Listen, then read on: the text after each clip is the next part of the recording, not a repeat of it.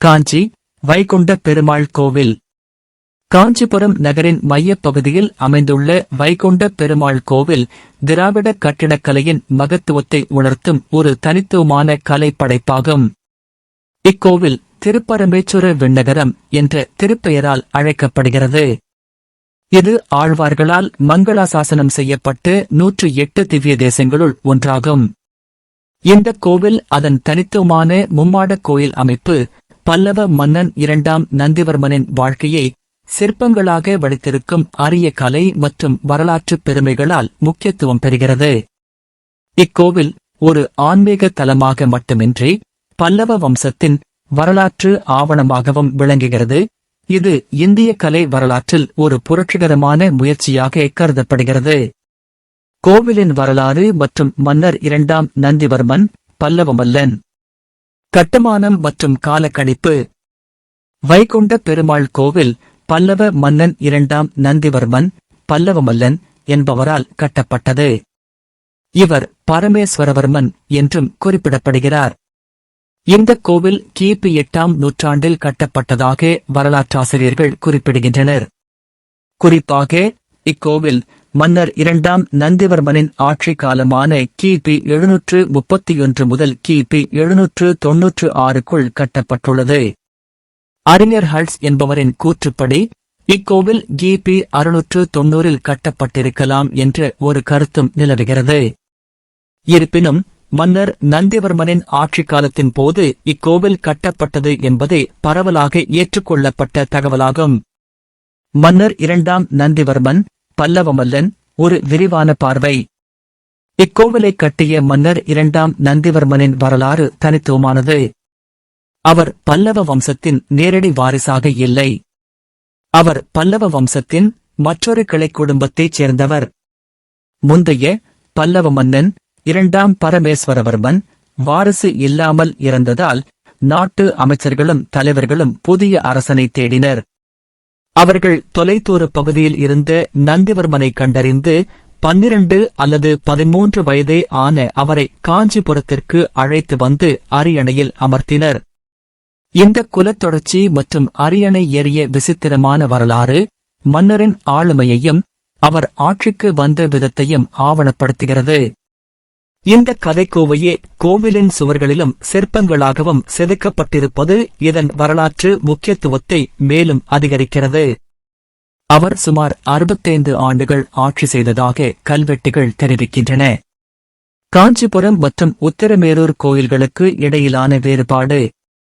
2 கோயில்களும் ஒரே மன்னரான 2ஆம் நந்திவர்மனால் கட்டப்பட்டிருந்தாலும் அவை வெவ்வேறு இடங்களிலும் வெவ்வேறு வரலாற்று சிறப்புடனும் விளங்குகின்றன. காஞ்சிபுரம் வைகுண்ட பெருமாள் கோவில் அதன் சுவர்களில் பல்லவ வம்சத்தின் வரலாற்றை, குறிப்பாக நந்திவர்மனின் அரியணை ஏறுதல் போன்ற நிகழ்வுகளை சிற்பங்களின் மூலம் விரிவாக விவரிக்கிறது. இந்த சிற்பங்களே இக்கோவிலின் தனித்துவமான அடையாளமாகும். அதே சமயம் உத்திரமேரூரில் உள்ள வைகுண்ட பெருமாள் கோவில் சோழர் காலத்திய கல்வெட்டுகளுக்கு புகழ்பெற்றது. இந்த கல்வெட்டுகள் பண்டைய குடவோலை முறையிலான ஜனநாயக தேர்தல் நடைமுறைகளை தெளிவாக ஆவணப்படுத்தியுள்ளன.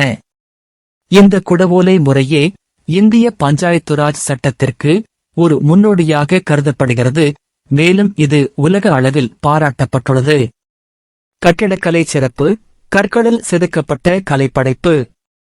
திராவிட கட்டிடக்கலை மற்றும் தனித்துவமான அம்சங்கள். வைகுண்ட பெருமாள் கோவில் பல்லவர் பாணியிலான திராவிட கட்டிடக்கலையின் ஒரு சிறந்த எடுத்துக்காட்டு ஆகும். இக்கோவில் பிரதானமாக மணற்கற்களை பயன்படுத்தி கட்டப்பட்டுள்ளது. அதே சமயம் அதன் அடித்தளம் மற்றும் விமானத்தின் பாரத்தை தாங்கும் முக்கியமான பகுதிகள் கிரானைட் கற்களால் அமைக்கப்பட்டுள்ளன. பல்லவர் காலத்தின் தனித்துவமான கலை வடிவமான சிம்மங்கள், வெகுண்டெழுந்த சிங்கங்கள் இங்கு அழகுற வடிவமைக்கப்பட்டுள்ளன. இந்த சிங்க வடிவம் மாமல்லபுரம் மற்றும் காஞ்சி கைலாசநாதர் கோவிலில் காணப்படும் பல்லவ கலையின் பொதுவான அம்சமாகும். இக்கோவிலின் மண்டபத்தின் கூரை தூண்களின்றி சுவர்களால் தாங்கப்படுகிறது. இது சோழர்கால கட்டிடக்கலைக்கு ஒரு சிறந்த எடுத்துக்காட்டாக கருதப்படுகிறது. பிற்காலத்தில் சோழ மன்னர்கள் ஆதிக்கம் செலுத்திய போது புதுப்பித்தல் பணிகளின் ஒரு பகுதியாக சில கருங்கல் தூண்கள் சேர்க்கப்பட்டுள்ளன. இந்த செயல்பாடு பின்னாளில் ஆட்சிக்கு வந்தவர்கள் தங்கள் முன்னோர்களின் கலை படைப்புகளை மதித்து அதை பராமரிப்பதில் அக்கறை கொண்டிருந்ததை காட்டுகிறது. மும்மாடக் கோயில். பெருமாளின் 3 கோலங்கள் காஞ்சிபுரத்தில் உள்ள பரமேஸ்வர விண்ணகரம், வைகுண்ட பெருமாள் கோவில் அதன் தனித்துவமான மும்மாடக் கோயில் அமைப்புக்காக புகழ்பெற்றது. இந்த கோவில் வெறும் கட்டிடமாக இல்லாமல் ஒரு ஆழமான ஆன்மீக செய்தியையும் கொண்டுள்ளது. விஷ்ணு மன்னருக்கு அமர்ந்த, கிடந்த, நின்ற கோலங்களில் காட்சி தந்து அருள் புரிந்ததன் அடிப்படையில் இந்த கோவில் கட்டப்பட்டது என்று புராணங்கள் கூறுகின்றன. கோவிலின் 3 அடுக்குகளிலும் பெருமாள் காட்சியளிக்கிறார். தரைத்தளம். இந்த தளத்தில் மூலவரான வைகுண்ட பெருமாள் அமர்ந்த கோலத்தில் அருள் பாலிக்கிறார். முதல் தளம். இங்கு அரங்கநாத பெருமாள் கிடந்த கோலத்தில் சயன திருக்கோலம் காட்சியளிக்கிறார். இந்த கிடந்த கோலத்தை ஏகாதசி நாட்களில் மட்டுமே பக்தர்கள் தரிசிக்க முடியும். 2ஆம் தளம். இந்த தளத்தில் பரமபதநாதர் நின்ற கோலத்தில் அருள் பாலிக்கிறார். இந்த தளம் பக்தர்களுக்கு தரிசனத்திற்கு அனுமதி இல்லை. இந்த அமைப்பு ஒரே விமானத்தில் பெருமாளின் 3 முக்கிய வடிவங்களாக அமர்ந்த, கிடந்த, நின்ற ஆகிய வடிவங்களைக் கொண்டுள்ளது.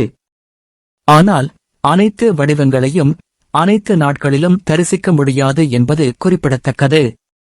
சிற்பக் காட்சிக்கூடம். பல்லவர் வரலாறு கல்லில். வைகுண்ட பெருமாள் கோவிலின் சுற்றுச்சுவர்களில் அமைந்துள்ள சிற்பங்கள் வெறும் கலைப்படைப்புகள் மட்டுமல்ல, அவை ஒரு முழுமையான வரலாற்று ஆவணம். இந்த சிற்பத் தொடர் இந்திய கலையில் ஒரு வரலாற்று நிகழ்வை காலவரிசைப்படி சித்தரித்த முதல் முயற்சியாகும். இதன் மூலம் பல்லவர்கள் தங்கள் வரலாற்றை ஆவணப்படுத்துவதில் இருந்த ஆர்வம் வெளிப்படுகிறது. ஒரு மன்னர் தான் அரியணை ஏறிய வரலாற்றை கோவிலில் சிற்பங்களாக வடித்தது அவரது ஆட்சிக்கான தெய்வீக மற்றும் வரலாற்று நியாயத்தை நிலைநிறுத்தும் ஒரு முக்கிய கருவியாக பார்க்கப்படுகிறது. இந்த அரிய கலை படைப்புகள் இந்திய தொல்லியல் துறையின் கட்டுப்பாட்டில் பாதுகாக்கப்பட்டு வருகின்றன. சிற்பங்களில் பொறிக்கப்பட்ட வரலாறு. இக்கோவிலின் சிற்பங்கள் பல்லவ வம்சத்தின் கதையை விரிவாக விவரிக்கின்றன. இந்த சிற்பங்கள் பல்லவ வம்சத்தின் தெய்வீக தொடக்கத்தை விஷ்ணு மற்றும் பிரம்மாவிடம் இருந்து தொடங்குகின்றன. அதைத் தொடர்ந்து அங்கிரா, பிரஹஸ்பதி, துரோணர் மற்றும் அஸ்வத்தாமன் போன்ற வேதகால ரிஷிகள் வழியாக வம்சத்தின் தொன்மவியல் வம்சாவளியை விவரிக்கிறது.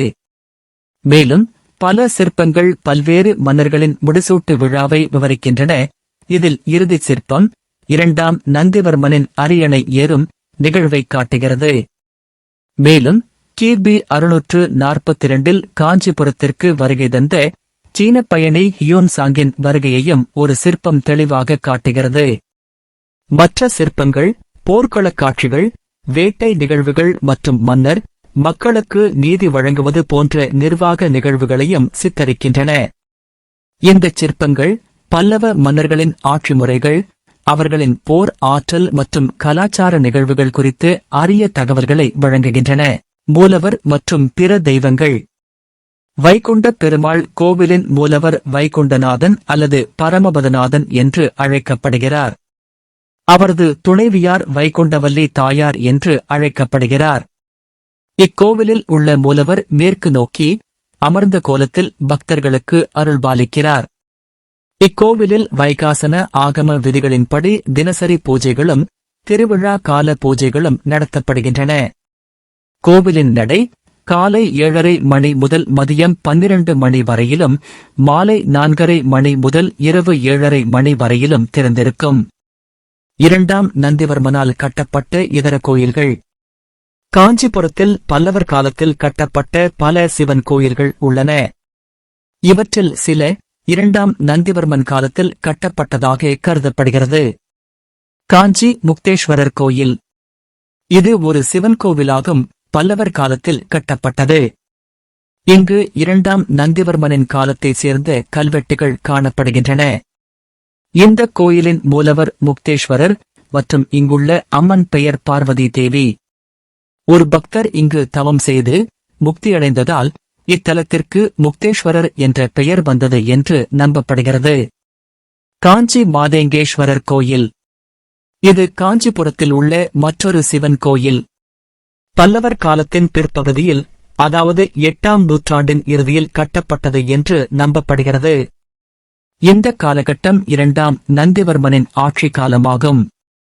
இக்கோயில் ஏகாம்பரநாதர் கோயிலின் முதல் பிரகாரத்தின் வடக்கு பகுதியில் அமைந்துள்ளது. இக்கோயிலின் சிற்பங்களில் உள்ள துவாரபாலகர்கள், வாயிற்காவலர்கள் 4 கைகளைக் கொண்டிருப்பது இதன் தனிச்சிறப்பாக கருதப்படுகிறது. இத்தலத்தின் தல வரலாறு விஷ்ணுவுடன் தொடர்புடையது. விஷ்ணு, மாதவர் தில்லையில் சிவபெருமானின் நடனத்தை பார்த்து தானும் மத்தளம் வாசிக்க விரும்பினார். அதனால் அவர் சிவபெருமானின் கட்டளைப்படி இங்கு வந்து சிவலிங்கத்தை நிறுவி மத்தளம் முழங்கும் வரம் பெற்றார் என்று கூறப்படுகிறது. இதன் காரணமாக இங்குள்ள சிவபெருமானுக்கு மத்தள மாதவேஸ்வரர் என்ற பெயரும் ஏற்பட்டது. காஞ்சிபுரத்தின் மற்ற முக்கிய கோயில்கள் மற்றும் சுற்றுலாத் தலங்கள். காஞ்சிபுரம் 1000 கோவில்களின் நகரம் என்று அழைக்கப்படுகிறது. வைகுண்ட பெருமாள் கோவிலைத் தவிர இங்கு பல முக்கியத்துவம் வாய்ந்த ஆலயங்களும் சுற்றுலாத் தலங்களும் உள்ளன.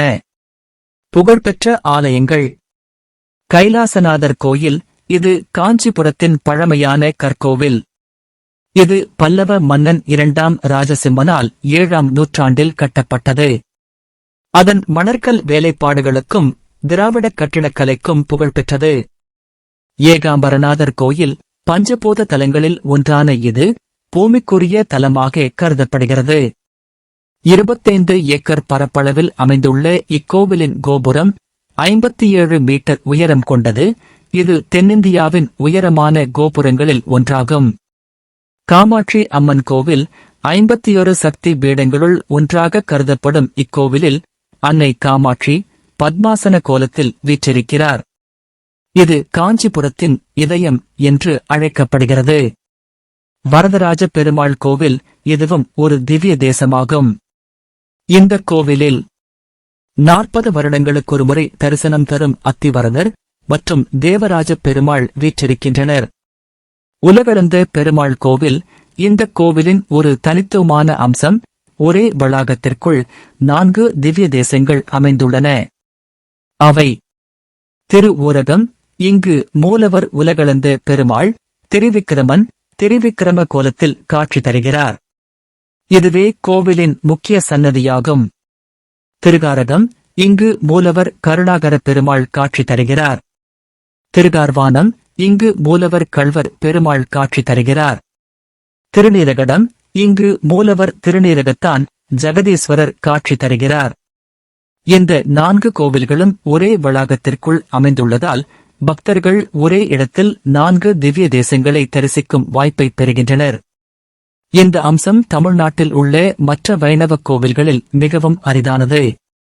பிற முக்கிய கோயில்கள். இவை தவிர கச்சபேஸ்வரர் கோவில் மற்றும் பாண்டவதூத பெருமாள் கோவில் போன்ற பல சிறப்புமிக்க கோயில்களும் காஞ்சிபுரத்தில் அமைந்துள்ளன. பிற இடங்கள். காஞ்சி சங்கரமடம். இது ஆதிசங்கரால் நிறுவப்பட்ட ஒரு முக்கிய ஆன்மீக மையம் ஆகும். காஞ்சிகுடில் ஒரு 100 நூற்றாண்டு பழமையான பாரம்பரிய வீடு தற்போது அருங்காட்சியகமாக மாற்றப்பட்டு பண்டைய காஞ்சிபுரத்தின் வாழ்க்கை முறையை விளக்குகிறது. காஞ்சிபுரத்தின் வரலாற்று பொக்கிஷம். காஞ்சி வைகுண்ட பெருமாள் கோவில் வெறும் ஆன்மீக வழிபாட்டு தலமாக மட்டுமல்லாமல் பல்லவ கலையின் உச்சத்தையும் ஒரு மன்னனின் வாழ்க்கை வரலாற்றையும் கல்லில் வடித்து ஒரு அரிய கலைப்படைப்பாகவும் விளங்குகிறது. மும்மாடக் கோயில் என்ற அதன் தனித்துவமான அமைப்பு கட்டிடக்கலை மற்றும் ஆன்மீகத்தின் இணைவை பறைசாற்றுகிறது. இக்கோவிலின் சுவர்களில் செதுக்கப்பட்டுள்ள வரலாற்று சிற்பங்கள் பல்லவர்களின் வரலாற்று உணர்வு, கலைநயம் மற்றும் நிர்வாகத் திறன் ஆகியவற்றை வெளிப்படுத்துகின்றன. இவை இந்திய கலை வரலாற்றில் ஒரு முக்கியமான மைல்கல்லாக கருதப்படுகின்றன. இந்த வரலாற்றுச் சான்றுகளும் கட்டிடக்கலை அற்புதமும் இக்கோவிலை காஞ்சிபுரத்தின் வரலாற்றிலும் இந்திய பண்பாட்டிலும் ஒரு பொக்கிஷமாக நிலைநிறுத்துகின்றன. பல்லவ மன்னர்களைப் பற்றியும் அவர்களது பிரம்மாண்டமான கலைப்படைப்புகள் குறித்தும் எங்களது மற்ற பதிவுகளைக் காணவும் எங்களை ஊக்கப்படுத்தும் விதத்திலும் சப்ஸ்கிரைப் செய்து எங்களது பிளேலிஸ்டில் உள்ளவற்றை காணுங்கள். நன்றி.